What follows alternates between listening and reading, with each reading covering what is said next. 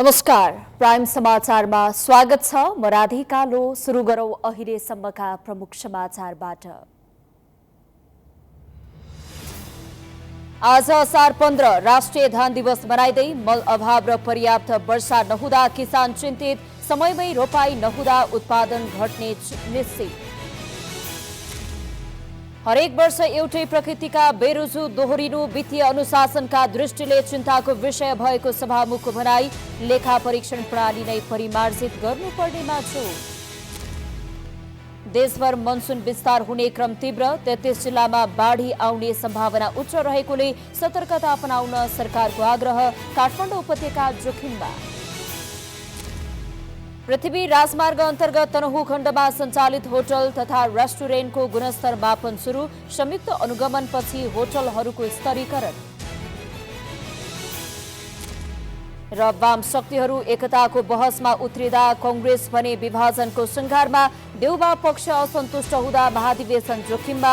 संस्थापन पक्षले सहमतिमा ल्याउन सकेन।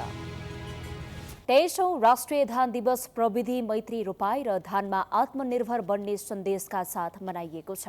सरकारी पक्षको आयोजनामा औपचारिकता त पूरा भयो, तर पर्याप्त वर्षा, सिंचाई, मल र बजार व्यवस्थापनको अभावले किसान अझै चुनौतीमा छन्। धान उत्पादन बढाउने सरकारी प्रतिबद्धता दोहोरिए पनि देशको वार्षिक माग पूरा गर्न अझै करिब 10 लाख मेट्रिक टन धान अपुग रहेकोले खाद्यान्न आत्मनिर्भरता हासिल गर्न उत्पादन वृद्धि, आधुनिक प्रविधिका विस्तार र किसानमुखी नीतिको प्रभावकारी कार्यान्वयन अपरिहार्य देखिएको छ। 23औं राष्ट्रिय धान दिवस तथा रोपाई महोत्सव देशभर धान रोपाई गर्दै मनाइएको छ। विक्रम सम्वत 2061 मङ्सिर 29 गते मन्त्री स्तरीय निर्णय गरी 2062 साल असार 15 गतेदेखि राष्ट्रिय धान दिवस मनाउन थालिएको हो। जलवायु मैत्री प्रविधि, धानमा आत्मनिर्भरता र समृद्धि भन्ने मूल नारासहित सरकारले ललितपुरको खुमलटार स्थित नेपाल कृषि अनुसन्धान परिषद अन्तर्गत राष्ट्रिय बाली विज्ञान अनुसन्धान केन्द्रमा मूल समारोह आयोजना गरेको थियो। जलवायु परिवर्तनका चुनौतीका बीच धान उत्पादन वृद्धि गर्दै खाद्य तथा पोषण सुरक्षालाई सुदृढ बनाउने उद्देश्यका साथ दिवस मनाइएको कृषि विभागले जनाएको छ। दिवसका अवसरमा प्रविधिको प्रयोग गरेर रोपाई गरिएको थियो भने ड्रोनका माध्यमबाट मल छरिएको थियो। मूल समारोह कार्यक्रममा प्रतिनिधि सभा अन्तर्गतको कृषि तथा प्राकृतिक स्रोत समितिका सभापति अशोक कुमार चौधरीले धानको उत्पादनका लागि सम्बन्धित निकायले प्रयास गरिरहेको अवस्थामा किसानका समस्यामा समेत ध्यान दिन सके नेपाललाई आवश्यक धान उत्पादन गर्न सकिने बताए। सिँचाइको विस्तार, मलको उपलब्धताका साथै बजार व्यवस्थापनमा उचित ध्यान दिन उनले सरकारलाई सुझाव दिए। नार्क लगायत जुन सम्बन्धित निकायहरू रहेको छ, उहाँहरूले जुन खालको प्रयासहरू गरेको छ, मन्त्रालयले जुन खालको प्रयास गरिरहेको छ, यदि हामीले अझ मेहनत गऱ्यौँ भने किसानका समस्याहरूमा हामीले पहल कदमी गर्न सक्यौँ भने हामीले जति हामीलाई चाहिने धानको हामीले उत्पादन, नेपाललाई चाहिने धानको जुन मात्रा रहेको छ त्यो कुराहरू हाम्रो मेहनतले परिपूर्ति हुन्छ भन्ने कुरा पनि म यहाँ राख्न चाहन्छु। र गुणस्तरीय बिउ बिजन, मलमा सहजता, सिँचाइको विस्तार, उत्पादनको उचित मूल्य लगायतको कुरामा नेपाल सरकारले ध्यान दिने नै छ भन्ने कुरा पनि म राख्न चाहन्छु। किनभने नेपाल सरकारले धानको मूल्य, समर्थन मूल्य तोकेको छ, तथापि जुन खालको मूल्य तोकेको छ त्यो कुरा सम्बन्धित निकायहरूबाट खरिद नभएको भन्ने कुराहरू आम किसानहरूबाट आइरहेको छ। 2865 भन्ने कुरा समर्थन मूल्य रहेको छ, तर बजारमा अब किसानहरूले सस्तोमा बेच्न बाध्य बनेका छन्। त्यस्तै कृषि, वन तथा पर्यावरण मन्त्रालयका सचिव डाक्टर राजेन्द्र प्रसाद मिश्रले धानको औसत उत्पादकत्व अझै पनि न्यून रहेकाले उत्पादन वृद्धिका लागि देखिएका चुनौती समाधान गर्नुपर्ने बताए। अहिले एकल धान बालीमा केन्द्रित रहेको अवस्थामा सिँचाइ र मलको उपलब्धता भए धानको 2 बाली लगाउन सकिने उनको भनाइ छ। उनले अहिले मलको अन्तर्राष्ट्रिय मूल्य वृद्धिका कारण पर्याप्त मल ल्याउन बजेटको अभाव रहेको उल्लेख गरे। र पानी चाँडै पर्यो भने यो लाउने भन्ने खालको किसानले म्यानेज गरेको जातहरू गाउँमा पाइन्छ, तर त्यो जातहरू मासियो भने बजारले हामीलाई त्यो जात दिने छैन। त्यो अर्को चिन्ताको विषय छ भने यी 4वटा चिन्ताहरू छ र यसलाई सबैले आत्मसात गर्नु जरुरी छ र आफ्नो ठाउँबाट योगदान गरौँ यी चिन्ताको निवारणका लागि भन्ने। तर चिन्तासँगै अवसर पनि छ। म 8वटा अवसर तपाईँहरूलाई सेयर गर्न चाहन्छु। पहिलो अवसर भनेको हाम्रो धानको औसत उत्पादकता अहिले पनि न्यून छ। हामी 4 को हाराहारीमा छौँ, कतै 5 मा छौँ र अरू देशहरूले 10 पुर्याएका छन्, 8 पुर्याएका छन् भने 4 उत्पादकतालाई 8 पुर्याउन सक्यो भने धान त छेलो खेलो हुन्छ भात। त्यो ठुलो अवसर हामीसँग छ र हामी एकल धान बालीमा छौँ। 2 बाली धानमा जान सक्यो। 1 लाख हेक्टरदेखि 2 लाख हेक्टरको बिचमा हामीले चैती धान बनाउन सक्यौँ भने हामीलाई भात खान छेलो खेलो हुन्छ। हामीले आयातको चिन्ता गर्नु पर्दैन। यो बडा राम्रो अवसर छ। कृषि विभागका अनुसार नेपालमा 41,31,000 कृषक घरधुरी मध्ये 27,65,000 घरधुरी धान खेतीमा संलग्न छन् भने कुल खेतीयोग्य जमिनको 54% क्षेत्रमा धान खेती हुने गरेको छ। आर्थिक वर्ष 2081-82 मा 14,20,636 हेक्टर क्षेत्रफलमा खेती गरी 59,55,476 मेट्रिक टन धान उत्पादन भएको विभागले जनाएको छ। यद्यपि देशलाई वार्षिक करिब 70 लाख मेट्रिक टन धान आवश्यक पर्ने भएकाले हाल पनि करिब 10 लाख मेट्रिक टन धान अपुग रहेको उल्लेख गरिएको छ। यस वर्ष असार मध्यसम्म पनि देशका सबै भागमा पर्याप्त मात्रामा वर्षा नभएका कारण हुनुपर्ने जति रोपाई हुन सकेको छैन। कतिपय ठाउँमा रासायनिक मलको पनि अभाव भएको गुनासो किसानले गर्ने गरेका छन्। सभामुख डोल प्रसाद अर्यालले हरेक वर्ष एउटै प्रकृतिका बेरोजु दोहोरिनु वित्तीय अनुशासन र सुशासनका दृष्टिले चिन्ताको विषय भएको बताएका छन्।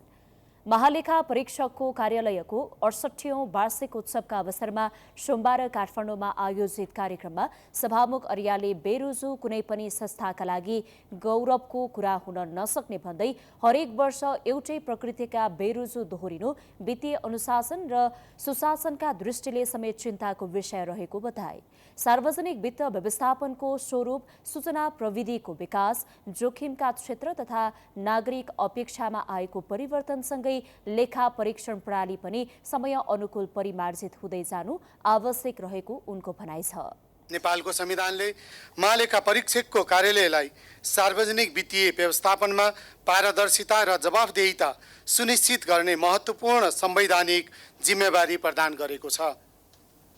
संविधानको धारा 240 र 241 बमोजिम नियमितता, मितव्ययिता, कार्यदक्षता, प्रभावकारिता र औचित्यका आधारमा लेखा परीक्षण गर्ने तथा धारा 294 बमोजिम वार्षिक प्रतिवेदन राष्ट्रपति समक्ष पेश गरी प्रधानमन्त्री मार्फत संघीय संसदमा प्रस्तुत गर्ने व्यवस्था रहेको छ। सभामुख अर्यालले महालेखाले औल्याएका बेरोजुको समयमा नै फर्चौटका साथै आवश्यक परीक्षण तथा भविष्यमा बेरोजु नै नआउने गरी वित्तीय व्यवस्थापन सुधार गर्नु तिनै तहका सरकार लगायत सरकारवाला सबैको साझा जिम्मेवारी भएको धारणा राखे।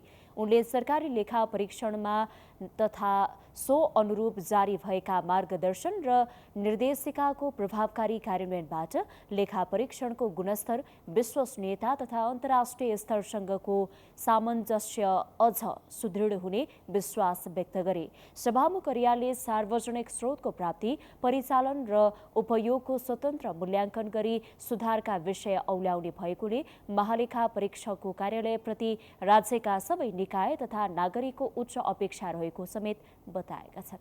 काठमाडौँ सहित देशका 33 जिल्लामा बाढी आउने सम्भावना रहेकोले स्थानीयलाई सावधानी अपनाउन बाढी पूर्वानुमान महाशाखाले सुझाव दिएको छ।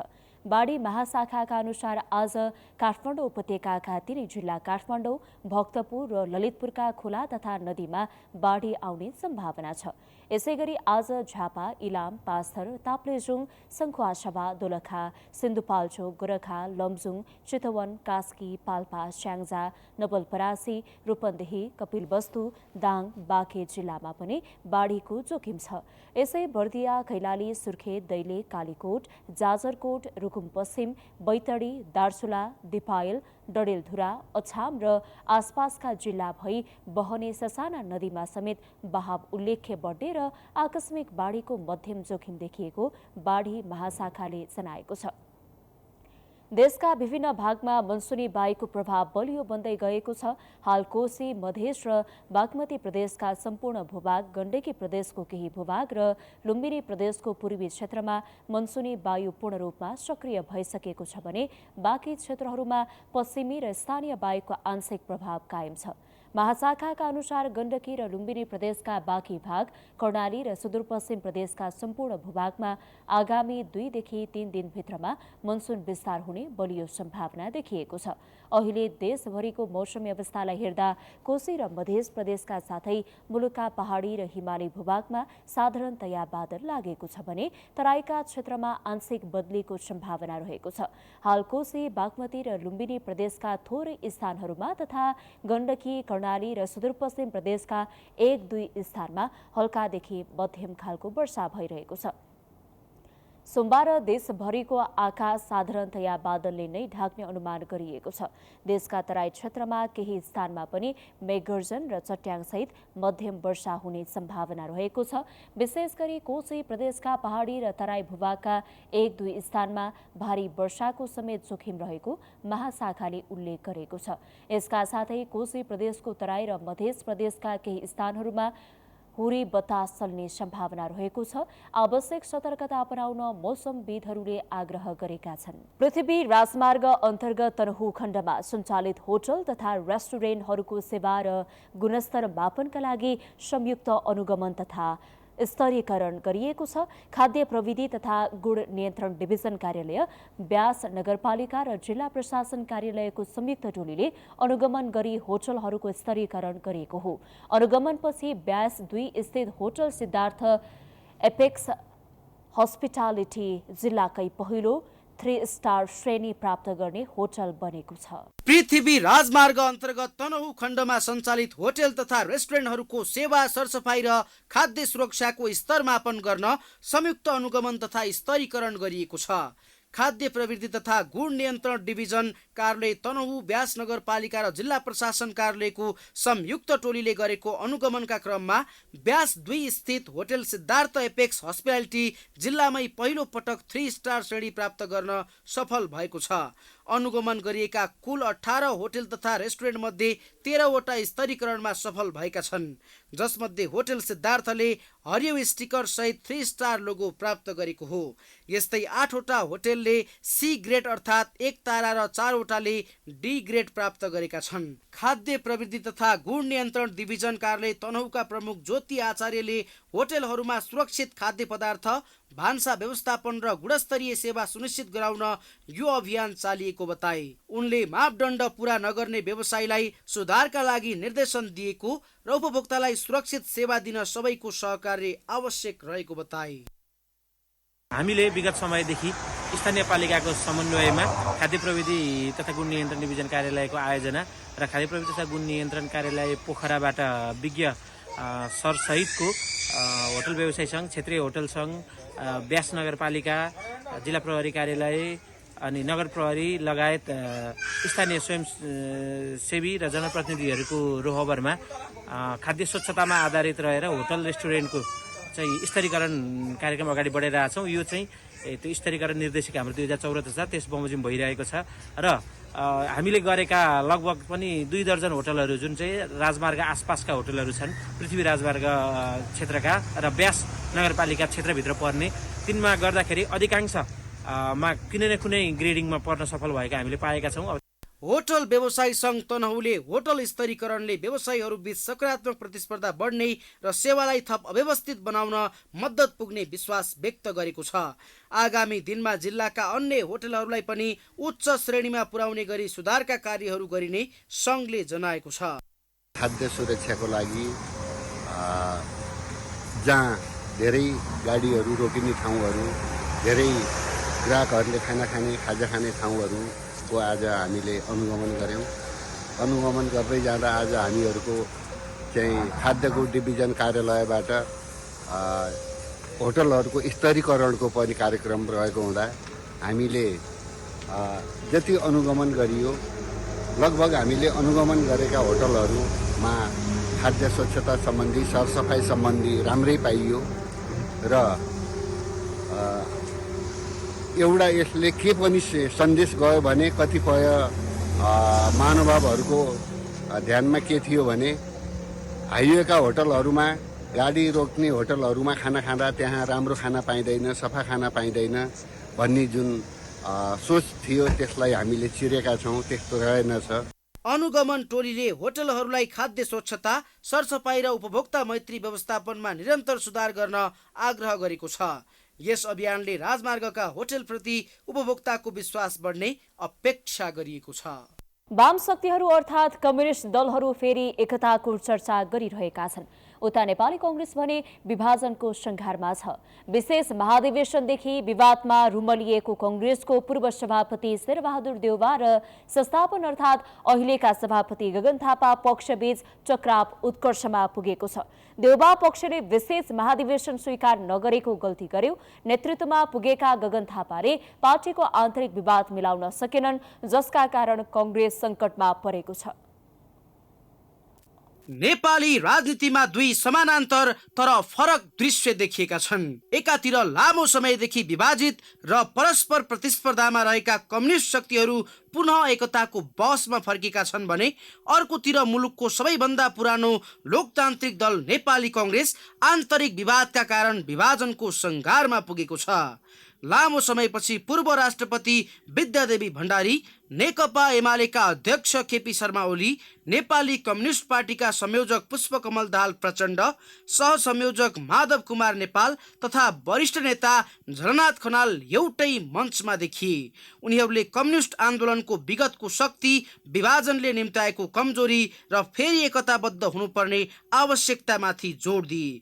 यद्यपि नेताहरूले तत्काल कुनै पनि एकीकरणको औपचारिक घोषणा नगरे पनि उनीहरूको एउटै मञ्चबाट आएको सन्देशले वाम एकताको बस चर्किएको छ। कांग्रेस भने नफुटेको पार्टी पनि फुट्ने अवस्थामा छ। विशेष महाधिवेशनपछि पार्टीभित्रको शक्ति सन्तुलन पूर्ण रूपमा फेरिएको छ। संस्थापन इत्तरको नेतृत्व गर्दै आएका गगन थापा पार्टी सभापतिमा निर्वाचित भएपछि कांग्रेसमा पुस्तान्तरणको बहसले मूर्त रूप पाएको थियो। तर नयाँ नेतृत्वसँगै सुरु भएको आशा धेरै समय टिक्न सकेन। पूर्व सभापति शेरबहादुर देउवा पक्ष र नयाँ संस्थापन बीच अविश्वास बढ्दै गयो। विशेष महाधिवेशनको वैधता र केन्द्रीय समितिको भूमिकाका सम्बन्धमा विवाद चर्कदै गयो। देउवा पक्षले विशेष महाधिवेशनलाई सुरुदेखि नै अस्वीकार गर्ने रणनीति लिएको थियो, तर अन्ततः त्यसलाई रोक्न नसकेपछि उनीहरू पार्टीभित्र प्रभाव घट्दै गएको निष्कर्षमा पुगेका छन्। उता सभापति गगन थापाले नेतृत्व सम्हालेपछि पार्टीलाई एकताबद्ध बनाउने अपेक्षा गरिएको थियो, तर उनले आन्तरिक असन्तुष्टि व्यवस्थापन गर्न नसकेको आरोप आफ्नै नेताहरूबाट खेपिरहेका छन्। देउवा पक्षले आफूहरूलाई योजनाबद्ध रूपमा पाखा लगाइएको आरोप लगाउँदै आएको छ भने थापा पक्षले पार्टीलाई नयाँ ढङ्गले सञ्चालन गर्न खोज्दा पुरानो नेतृत्वले सहयोग नगरेको दावी गर्दै आएको छ। दुवै पक्षबीच संवादभन्दा आरोप प्रत्यारोप बढेपछि पार्टीभित्र समानान्तर गतिविधि समेत हुन थालेका छन्। कतिपय नेताहरूले कांग्रेस विभाजनको सम्भावना खुल्ला रूपमा उठाउन थालेका छन् भने केही नेताले अन्तिम समयसम्म सहमतिबाट समाधान खोज्नुपर्ने बताएका छन्। कांग्रेसको खास विवाद आगामी असोजमा गर्ने भनिएको 15औं महाधिवेशन केन्द्रित रहेको छ। विशेष महाधिवेशनपछि बनेको थापा नेतृत्वको नयाँ कार्य समितिले महाधिवेशनको तयारीलाई तीव्रता दिइरहेको छ, तर देउबा गुटको नेतृत्व गरिरहेका पूर्व कार्यवाहक सभापति पूर्णबहादुर खड्काले असन्तुष्टि व्यक्त गर्दै आएका छन्। खड्काले सभापति थापाबाट एकताका लागि कुनै गम्भीर पहल नभएको आरोप लगाएका छन्, तर संस्थापन पक्षले खड्काले लगाएको आरोपको खण्डन गर्दै आएको छ। खड्का लगायतका देउबा गुटका नेताहरूले विशेष महाधिवेशनबाट बनेको संरचना नै स्वीकार गर्न सकेका छैनन्। संस्थापन पक्षले 15औं महाधिवेशनको तयारी स्वरूप अघि बढाएको क्रियाशील सदस्यता अद्यावधिकमै विवाद बल्झिएको छ। असन्तुष्ट पक्षले पहिल्यै क्रियाशील भइसकेकालाई अद्यावधिकको नाममा महाधिवेशनबाट वञ्चित गराउन नहुने तर्क गर्दै आएको छ। तर संस्थापन पक्षले अद्यावधिक अनिवार्य भएको स्पष्ट अडान लिएको छ। पार्टीलाई डिजिटलाइजेसनको लागि यो अनिवार्य रहेको उनीहरूको तर्क छ। पार्टी विधान भन्दा माथि कोही नभएकाले सबैले अद्यावधिक गर्नुपर्ने अडान संस्थापन पक्षको छ। कांग्रेसको महाधिवेशनमा तल्लो तहका प्रतिनिधि चयनदेखि नेतृत्व चयनसम्म क्रियाशील सदस्य नै निर्णायक मतदाता हुन्छन्। त्यसैले अद्यावधिकको विषय वास्तवमा भोलिको नेतृत्वको शक्ति सन्तुलनसँग प्रत्यक्ष जोडिएको राजनीतिक मुद्दा बनेको छ। त्यस्तै इत्तर पक्षले तत्कालीन 14औं महाधिवेशनका 109 जना केन्द्रीय सदस्यलाई वर्तमान संरचनामा समायोजन गर्नुपर्ने माग अघि सारेको छ। संस्थापन पक्षले भने विशेष महाधिवेशनको अस्तित्व समाप्त पार्ने प्रस्ताव नमान्ने भनिसकेको छ। यसले दुई पक्षबीचको दूरी झन बढाएको छ। सभापति थापाले विशेष महाधिवेशनपछि पार्टीलाई एकताबद्ध बनाउने वाचा गरेका थिए, तर अहिले देखिएको अवस्था हेर्दा उनको नेतृत्वमाथि दोहोरो दबाव देखिन्छ। एकातिर महाधिवेशन समयमै सम्पन्न गर्नुपर्ने चुनौती छ भने अर्कोतर्फ असन्तुष्ट समूहलाई साथमा राख्नुपर्ने बाध्यता पनि। हामी प्राइम समाचारको अन्त्यमा आइपुगेका छौं। जाँदा जाँदै प्रमुख समाचार पुनः एकपटक। आज असार 15 राष्ट्रिय धान दिवस मनाइँदै मल अभाव र पर्याप्त वर्षा नहुँदा किसान चिन्तित, समयमै रोपाई नहुँदा उत्पादन घट्ने निश्चित। हरेक वर्ष एउटै प्रकृतिका बेरुजु दोहोरिनु वित्तीय अनुशासनका दृष्टिले चिन्ताको विषय भएको सभामुखको भनाई, लेखा परीक्षण प्रणाली नै परिमार्जित गर्नुपर्ने बाछु। देशभर मनसुन विस्तार हुने क्रम तीव्र, 33 जिल्लामा बाढी आउने सम्भावना उच्च रहेकोले सतर्कता अपनाउन सरकारको आग्रह। काठमाडौँ उपत्यकामा जोखिम। पृथ्वी राजमार्ग अन्तर्गत तनहुँ खण्डमा सञ्चालित होटल तथा रेस्टुरेन्टहरूको गुणस्तर मापन सुरु, संयुक्त अनुगमनपछि होटलहरूको स्तरीकरण।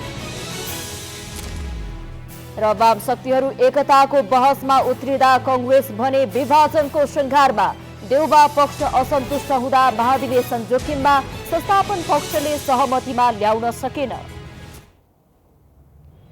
प्राइम समाचार अहिलेलाई सकियो। हेर्दै गर्नुहोला प्राइम एचडी।